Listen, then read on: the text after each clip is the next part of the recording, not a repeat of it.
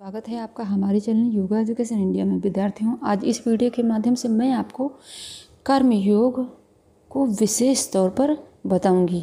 वह किसके अनुसार? श्रीमद् भगवद गीता में। श्रीमद् भगवद गीता में श्री कृष्ण भगवान ने अर्जुन को जो उपदेश बताया है, जो कर्मयोग की विशेषता बताई है, उन सभी को मैं इसमें बताने वाली हूँ। तो विद्यार्थियों, मैं कौन से पॉइंटों को हमने रखा है यह जान लें।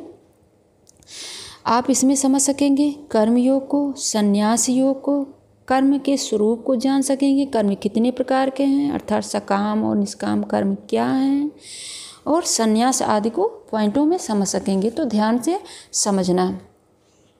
सबसे पहले आप यह समझ लें, श्री कृष्ण भगवान ने क्या बताया अपने विषय में। ध्यान देना, कर्म करना कितना महत्व है, यानी इसकी महत्वता क्या है, महत्वपूर्णता क्या है, यहीं से समझना शुरू करें। श्री कृष्ण भगवान कहते हैं अर्जुन से, यदा यदा हि धर्मस्य ग्लानिर्भवति भारत अभ्युत्थानं धर्मस्य तद आत्मानं सृजाम्यहम्। यह चौथे अध्याय में 7 नंबर का श्लोक है। अर्थात हे भारतवंशी, भारतवंशी यानी अर्जुन, अर्जुन का दूसरा नाम भारतवंशी है। ध्यान रखना, जब भी और जहाँ भी धर्म का पतन होता है और अधर्म की प्रधानता होती है, तब मैं वहाँ अवतार लेता हूँ। किस लिए अवतार लेता हूँ? जब धर्म का नाश होता है, अधर्म बढ़ना शुरू होता है, तब उसको सही करने के लिए मैं अवतार लेता हूँ। अब अगले श्लोक में क्या बताया? चौथे अध्याय में ही 8वें नंबर के श्लोक में, 8वें नंबर का श्लोक है, परित्राणाय साधूनां विनाशाय च दुष्कृतां धर्म संस्थापनार्थं संभवामि युगे युगे। क्या बताया गया? परित्राणाय का मतलब होता है उद्धार के लिए, साधुनम यानी भक्तों के, विनाशा यानी संहार के लिए, तथा दुष्टों के धर्म के पुनः स्थापित करने के लिए। अर्थात भक्तों का उद्धार करने, दुष्टों का विनाश करने तथा धर्म की फिर से स्थापना करने के लिए मैं हर युग में प्रकट होता हूँ। फिर अगले पॉइंट में समझें यह विशेषता क्यों बताई गई है, क्या बताने का आशय क्या है, श्री कृष्ण भगवान का बताने का आशय क्या है, यह जानें। यानी कि श्री कृष्ण भगवान, अब सरल भाषा में समझ लें कि श्री कृष्ण भगवान कहते हैं कि कर्म के बिना कोई रह नहीं सकता है, मुझ में सब कुछ है, यानी मैं सब में विद्यमान हूँ, मुझसे अलग कुछ भी नहीं है, फिर भी मैं इन सभी को, यानी कर्म एक हिसाब से कर्म ही हुए हैं, तो इन सभी को यानी ठीक आप हिसाब से समझ लें, ठीक करने के लिए या फिर इनको सही से स्थापित करने के लिए मैं खुद कर्म करता हूँ। जबकि मैं करूँ या ना करूँ, लेकिन फिर भी मैं कर्म करता हूँ, तो फिर तुम कैसे रह सकते हो? यह विद्यार्थियों मैंने समझाने के लिए बताया, लेकिन पॉइंटों को आप यही नोट करेंगे। फिर चौथे अध्याय में ही 14 नंबर के श्लोक में बताते हैं श्री कृष्ण भगवान की, मुझ पर किसी कर्म का प्रभाव नहीं पड़ता है। अब कर्म किस प्रकार से करते हैं? मुझ पर किसी कर्म का प्रभाव नहीं पड़ता, ना ही मैं कर्म फल की कामना करता हूँ। जो मेरे संबंध में इस सत्य को जानता है, यानी जो भगवान को जान लेता है, भगवान कहते हैं कि जो मुझको जान लेता है वह भी कर्मों के फल के पास में, यानी पास मतलब बंधन में नहीं बंधता है। आगे समझाते हैं श्री कृष्ण भगवान अर्जुन को कि इस तरह ये जो जिसने मुझे जान लिया है, जो महान साधक या पुरुष जो हुए हैं, जिन्होंने मुझे जान लिया इस प्रकार से, वो मुझ में लीन हो चुके हैं। यानी तो वे कौन है? मुक्त आत्माओं के पद चिन्हों का अनुसरण करो। कहते हैं कि फिर उनका अनुसरण करो। ये आसान रास्ता बता रहे हैं श्री कृष्ण भगवान, और यह अर्जुन के माध्यम से सभी को बता रहे हैं। सभी मनुष्यों के लिए बता रहे हैं। जैसे कि जैसे जो है स्पेशल कुछ करना कठिन होता है तो आप किसी जो आपके आगे स्टेज पर है उसको देखकर उसका अनुसरण करके आप आगे बढ़ सकते हैं। तो वही बता रहे हैं कि मुक्त आत्माओं के पद चिन्हों का अनुसरण करके कर्तव्य पालन करो, यानी उनके विषय में रिसर्च करो, समझो कि वो किस प्रकार से मुक्त आत्माएं हुई हैं, तब आप कर्म करो। ये आपने बहुत अच्छे से समझ लिया होगा। अब इसमें मैं पॉइंट को नोट करें। कर्म बताया, कर्म कितने प्रकार के हैं? तो कर्म 3 प्रकार के हैं, कर्म, विकर्म, अकर्म। अब कर्म, विकर्म, अकर्म को मैं थोड़ा समझा दूं। और प्रकृति त्रिगुणात्मक है, जैसे तामसिक है, राजसिक है और सात्विक है। तो जो ये कर्म है, 3 प्रकार के कर्म हैं, कर्म, विकर्म और अकर्म। तो ये कर्म जिसमें फल की आसक्ति हो, और ये सकाम कर्म के अंतर्गत आते हैं, ये सकाम कर्म के अंतर्गत आते हैं और ये सामान्य कर्म कहे जाते हैं। और इसी कर्म में सभी मनुष्य लगभग रहते हैं। और ये राजसिक है, यानी ये कर्म सकाम कर्म है, सामान्य कर्म है और राजसिक भी है, ये ध्यान रखना, ये राजसिक के अंतर्गत आता है। और विकर्म कर्म कौन से हैं? जो शास्त्र विरोधी कर्म हैं। विकर्म कर्म शास्त्र विरोधी कर्म हैं, बुरे कर्म हैं। बुरे कर्म इनको निषिद्ध कर्म कहा गया है, निषिद्ध कर्म, और ये तामसिक के अंतर्गत आते हैं। अब अकर्म, अकर्म क्या है? ध्यान से समझना, क्योंकि बहुत सारे जो है ये मनुष्य जो है अकर्म को गलत मतलब निकाल लेते हैं। तो अकर्म को ध्यान से समझना। अकर्म है अकर्ता का भाव, ये है निष्काम कर्म, निष्काम कर्म, और ये सात्विक कर्म है। और अकर्म को ही सन्यासी व ज्ञानी कर्म कहा गया है। जो अकर्म है इसी को सन्यासी व ज्ञानी कर्म कहते हैं। अब किस प्रकार कहेंगे? ज्ञानी वो हो जो प्रकृति के सभी तत्वों को जानते हुए, और पिछले वाला वीडियो देख लेना, उसमें मैंने और अच्छे से समझा रखा है।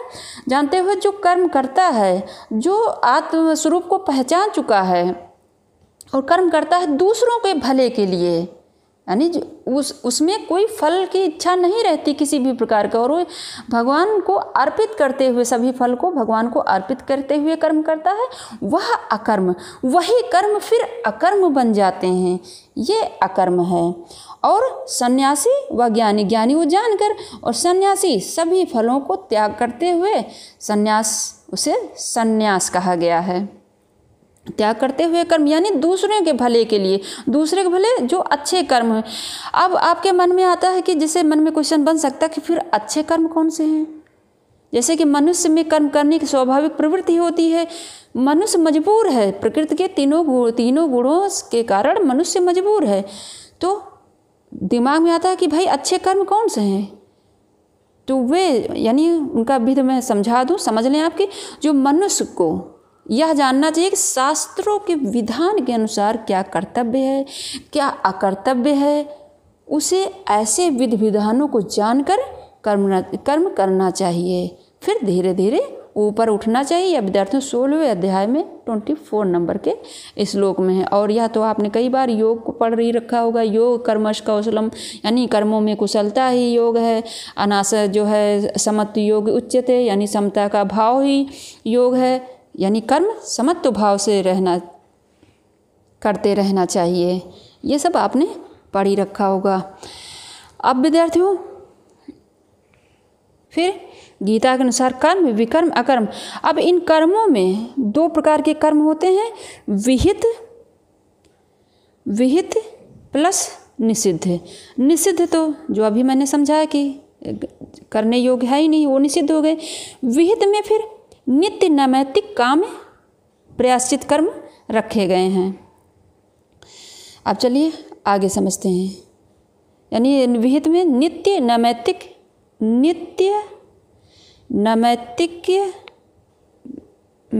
नैमित्तिक और काम्य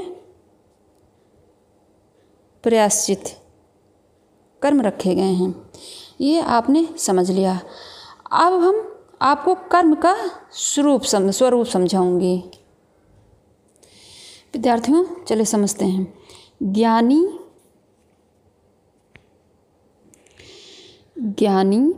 और अज्ञानी कोई भी बिना कर्म किए नहीं रह सकता है। भगवान क्या बताते हैं अर्जुन से कि ज्ञानी हो अज्ञानी हो, कोई भी बिना कर्म किए नहीं रह सकता है। कर्म सभी को करना है, लेकिन ध्यान दें यहाँ किस प्रकार से कर्म बताया गया, सकाम कर्म और निष्काम कर्म।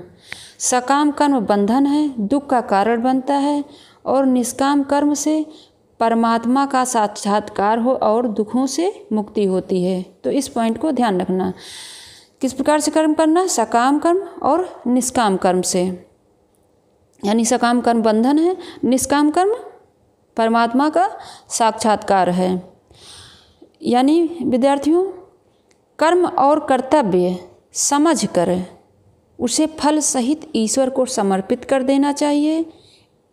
इस मार्ग को प्रमुख मानने वालों का यह भी कहना है कि गीता ज्ञानी और अज्ञानी किसी को भी कर्म संन्यास का परामर्श नहीं देती है।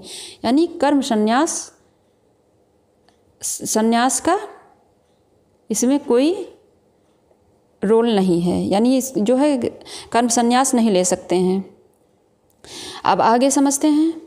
यानी ये जो निष्काम है ये सन्यासी का है।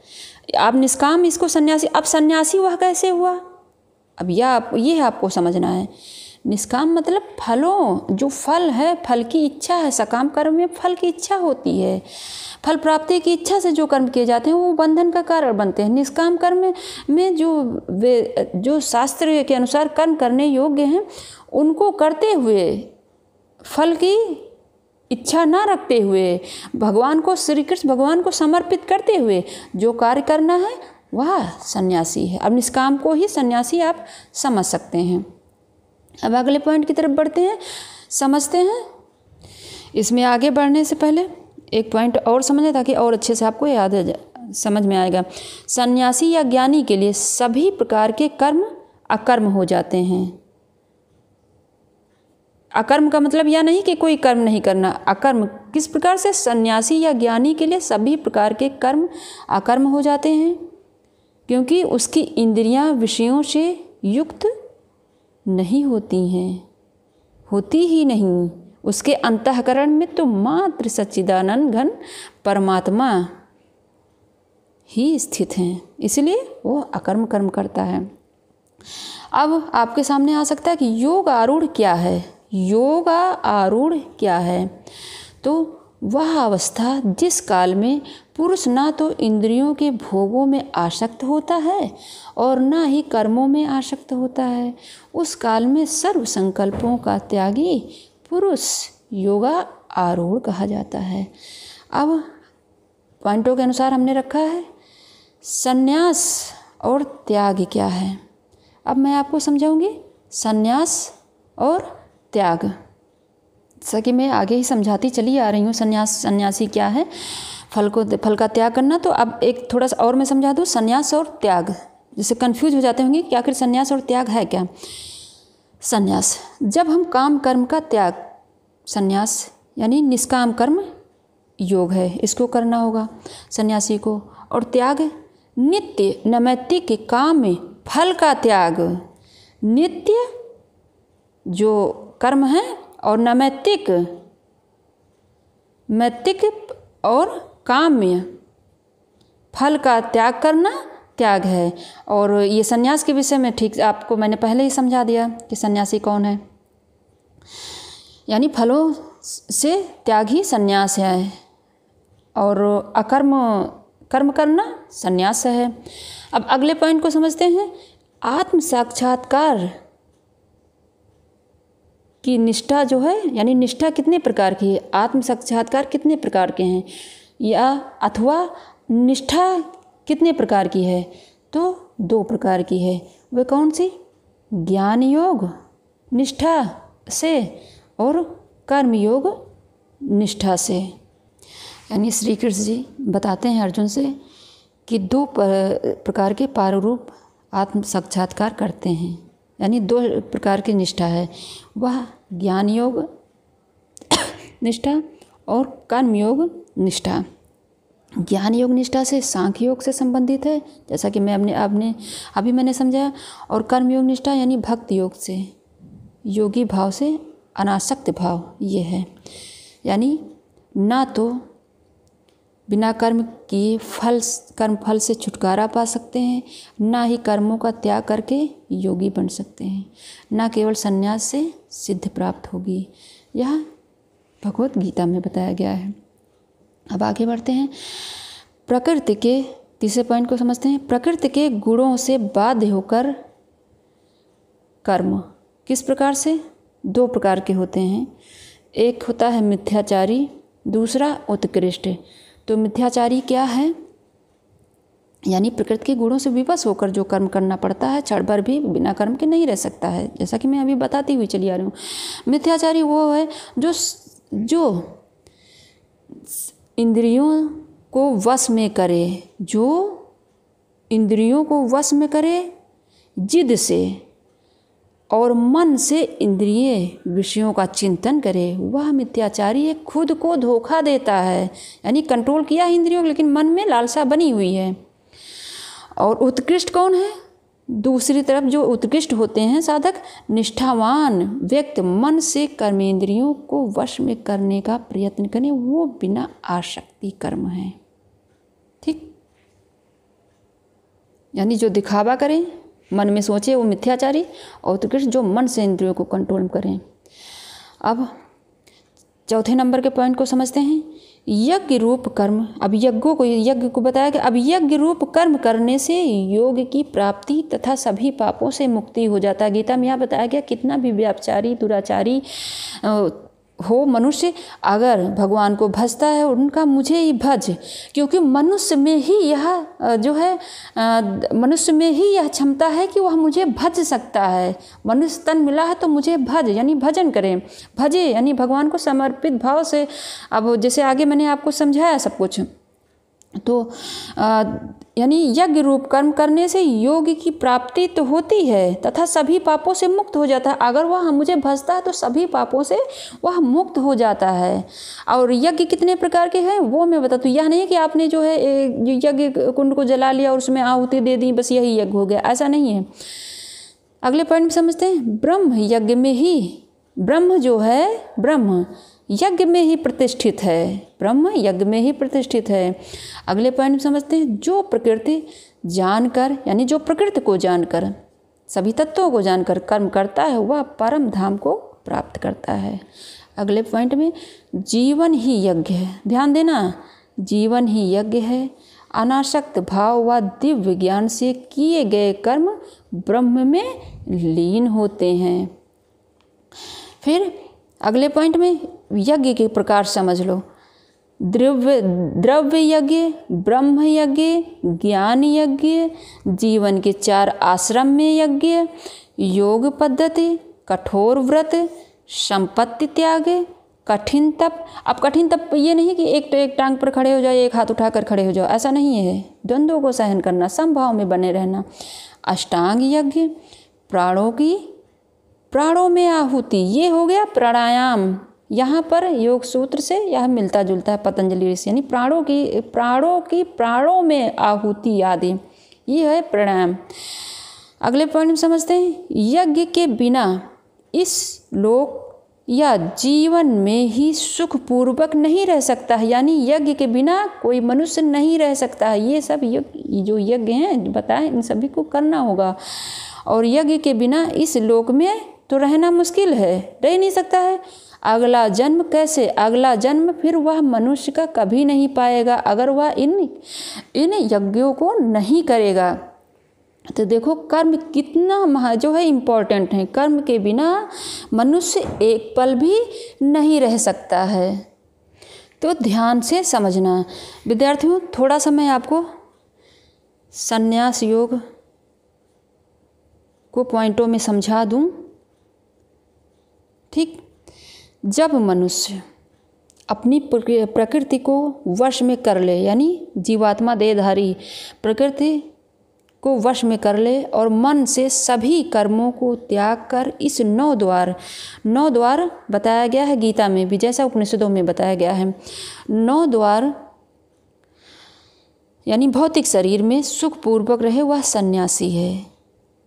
जीवात्मा न कर्म करता, न प्रेरित करता, न कर्म फल की रचना करता, न पाप को ग्रहण करता है, न पुण्य को। सन्यासी व्यक्ति, सन्यासी वास्तविक ज्ञान के कारण सभी जीवों को समान समझता है, वास्तविक ज्ञान के कारण, क्योंकि वो समझ चुका है प्रकृति के तत्वों को। जन्म मृत्यु के बंधन में नहीं पड़ता, एकाग्रचित स्थित बुद्धि उसकी होती है और कार्यों में भाग नहीं लेता है। शरीर त्याग से पहले इंद्रियों के वेगों को सहन करना सीख जाता है वह, जिसके लिए मिट्टी पत्थर सोना सब बराबर है, वह योगी है, वह संन्यास योगी है। तो आशा करते हैं आपने विद्यार्थियों अच्छे से समझ लिया होगा। जहाँ कहीं ना समझ में आए कमेंट बॉक्स में शेयर करना, मैं आपको दोबारा समझा दूँगी। लेकिन अगर एक बार में वीडियो नहीं समझ में आए तो दोबारा ज़रूर देखना, तब क्वेश्चन पूछना। और अगर चैनल पर नए हैं तो चैनल को सब्सक्राइब करना, बेल आइकन ज़रूर प्रेस करना, खुद देखना, दूसरे बच्चों को ज़रूर शेयर करना। धन्यवाद।